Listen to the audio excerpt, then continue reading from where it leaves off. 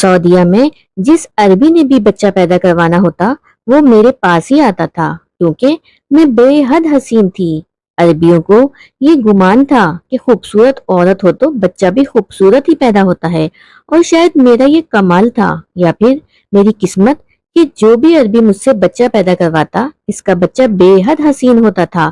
میرے گھر کے باہر عربی مردوں کا تانتا سا بندھا رہتا تھا۔ میں عربی مردوں کا ایک بچہ پیدا کرنے کا 1 لاکھ لیتی تھی۔ مجھے پاکستان سے آئے ہوئے 9 سال بیت چکے تھے اور 9 سالوں میں اپنے گھر کے تمام اخراجات پورے کر رہی تھی۔ میرے والد بہت زیادہ بیمار رہنے لگے تھے۔ جب اپنی ساری جمع پونجی انہوں نے لگا کر مجھے سعودیہ بھیج دیا کیونکہ میرے بھائی چھوٹے تھے، اسکول میں پڑھتے تھے اور بہنیں بھی مجھ سے چھوٹی تھیں۔ میں زیادہ تعلیم یافتہ نہ تھی۔ پہلے تو یہاں آ کے میں بے حد پریشان ہوئی کیونکہ کوئی بھی مجھے ملازمت پہ رکھنے کے لیے تیار نہ تھا۔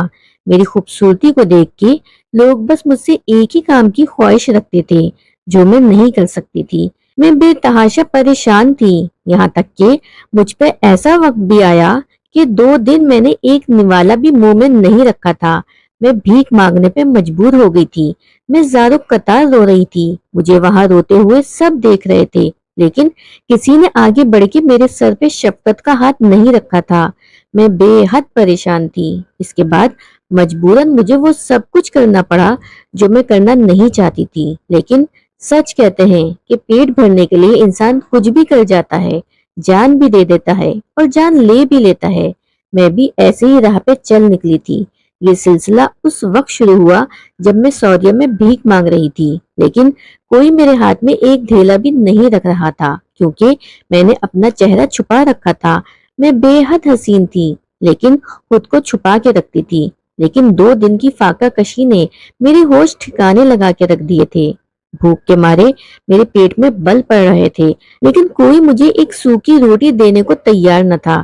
میں جب بھوک کی شدت سے رونے لگتی، بلکنے لگتی، وہاں مجھ جیسی اور بھی بہت سی خوبصورت لڑکیاں کھڑی تھیں لیکن خود کو بنا سوار کے کسی نمائش کی طرح اپنا وجود بیچنے کے لیے دور کھڑی مجھے دیکھ کے بس ہنس رہی تھیں۔ ان میں سے ایک لڑکی میرے پاس آئی اور کہنے لگی، کیوں رو رہی ہو؟ میں نے کہا، مجھے بھوک لگی ہے اور یہاں پہ مجھے کوئی نوکری بھی نہیں مل رہی۔ وہ کہنے لگی، تمہیں ملازمت کی کیا ضرورت ہے؟ تمہارے پاس حسن ہے، اس کو دکھا کے پیسے کماؤ۔ میں نے زہر آلود نظروں سے اس کی طرف دیکھا، اپنی چادر پھر مکمل لپیٹ لی۔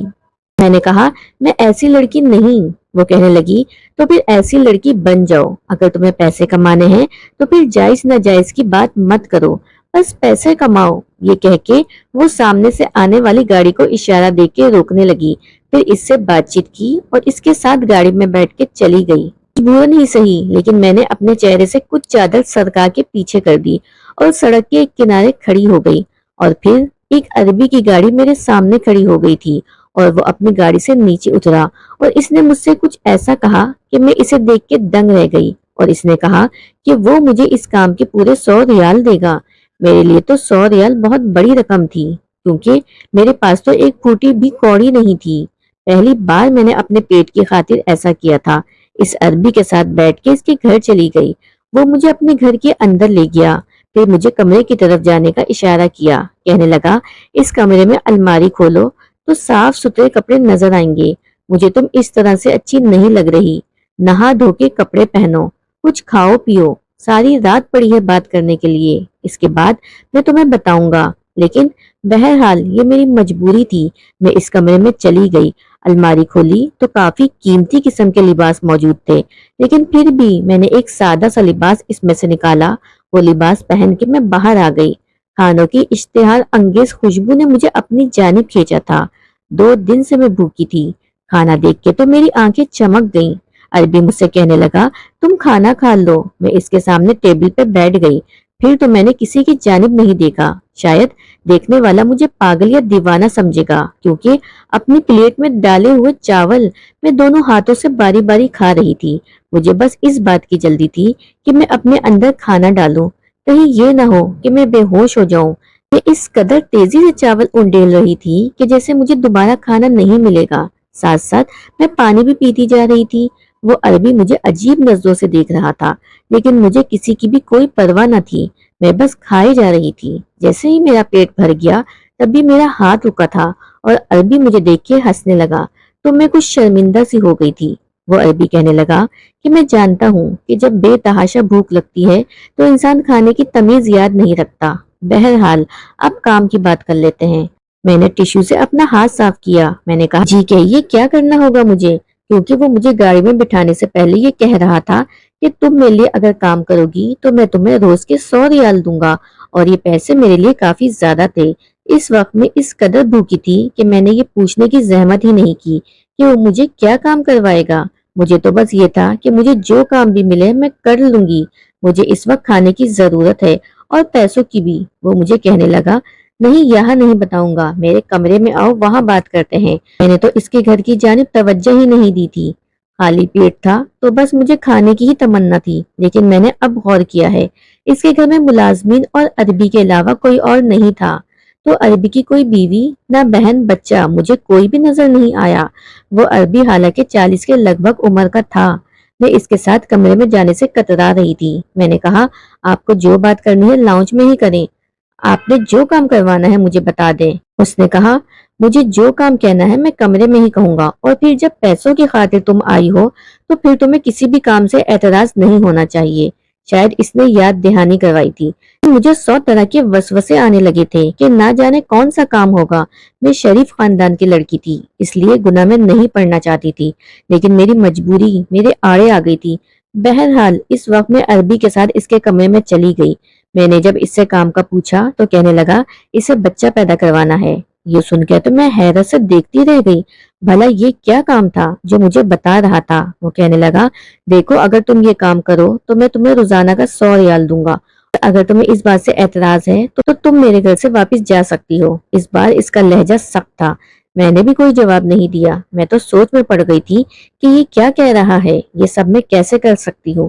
اور یہ کہنے لگا تمہیں اس کام کے لیے بلانے کا میرا مقصد یہ ہے کہ تم ایک خوبصورت لڑکی ہو اور مجھے ایک خوبصورت اولاد چاہیے۔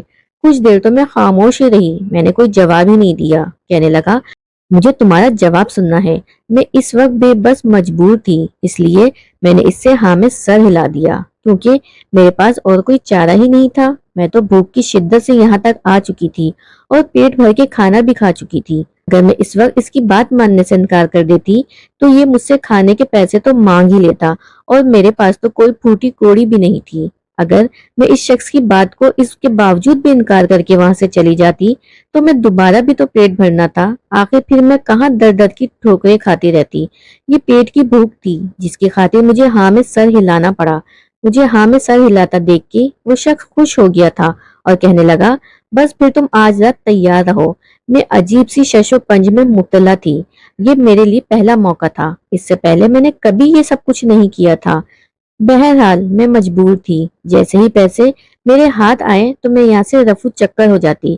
میں نے یہی سوچا تھا، مگر اس بات سے انجان تھی کہ جیسے جیسے پیسے ملتے رہیں گے میں مزید اس دلدل میں دستی چلی جاؤں گی۔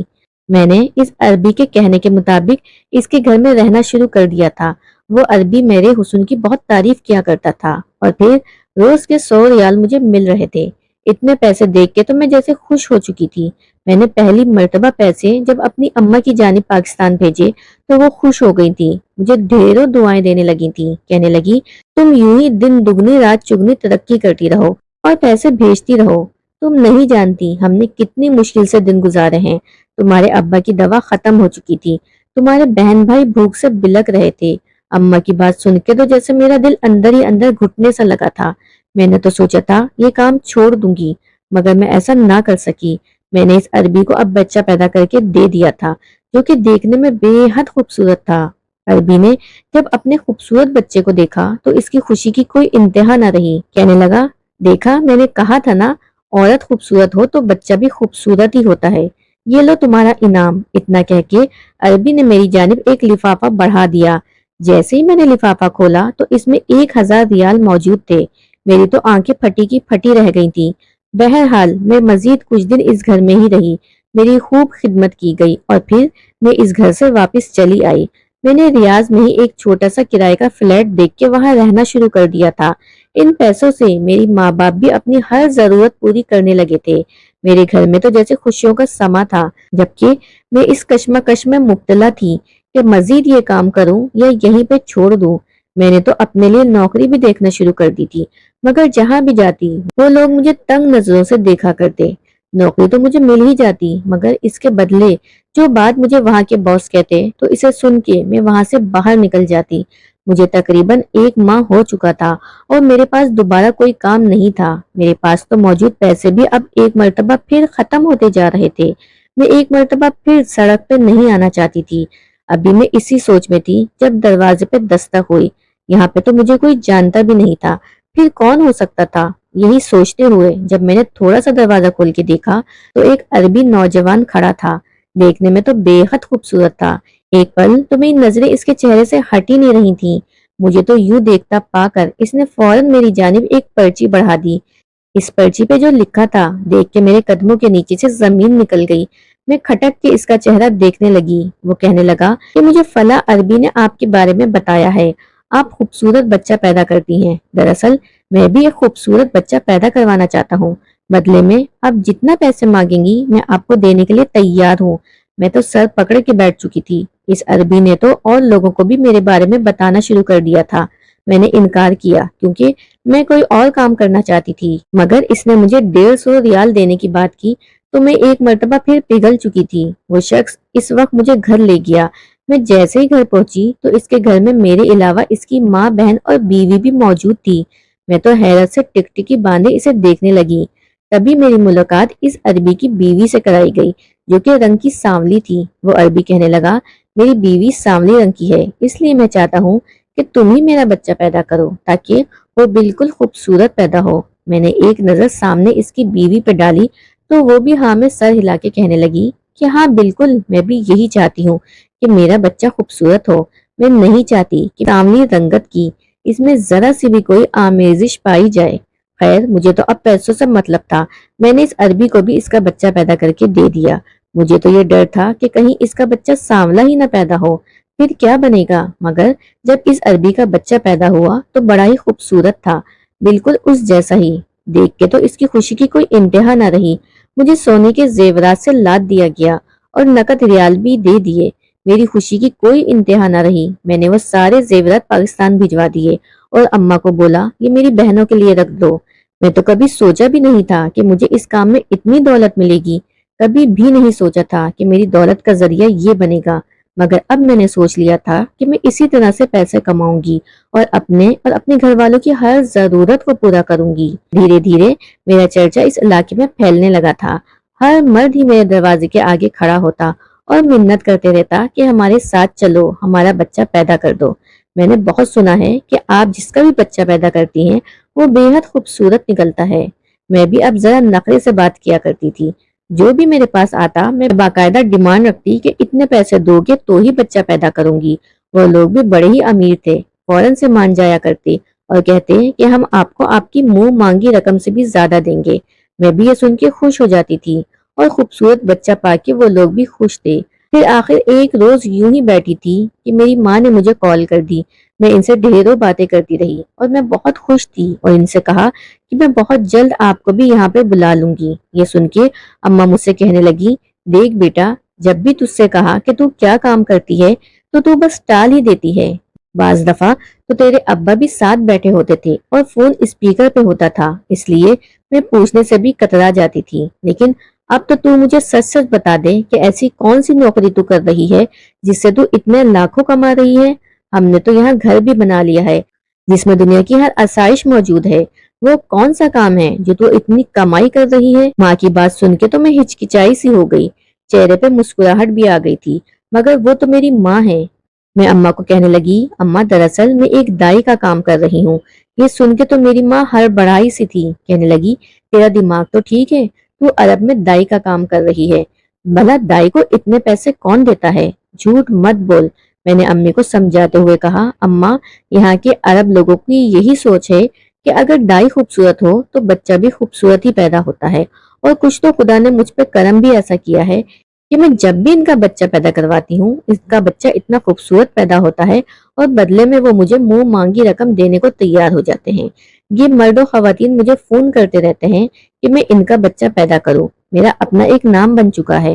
جب میں نے اماں کو ساری بات بتائی تو وہ بھی مطمئن ہو گئی۔ دراصل میری اماں اور میری نانی بھی دائی کا ہی کام کیا کرتی تھی، مگر گاؤں میں لوگ تو کوئی 50 تو کوئی 100 روپے دیا کرتے تھے۔ میں نے بھی یہ کام اماں ہی سے سیکھا تھا، لیکن مجھے نہیں پتا تھا کہ سعودی عرب آ کے یہ میرا پیشہ بن جائے گا۔ میں گہری سانس خارج کر کے سوچنے لگی، اس وقت کو جب میں بالکل خالی ہاتھ تھی، بھوک سے میرا برا حال تھا اور میں ایک مسجد کے باہر بیٹھی تھی۔ اذان کی آواز فضا میں گونج رہی تھی اور میری آنکھوں سے آنسو روا تھے۔ میں وہیں پہ جھولی اٹھا کے رونے لگی تھی، یہی دعا کی کہ میرے رب مجھے کوئی نوکری دلوا دے، مجھے کوئی ایسا کام کرنے کو دے جو کہ حلال ہو۔ میں حلال پیسے کمانا چاہتی ہوں، یہ کبھی غلط راستے کی جانب بھٹکا نہ دینا۔ میری دعا قبول ہو چکی تھی، اسی روز مجھے یہ کام مل چکا تھا اور آج میں لاکھوں کما رہی ہوں۔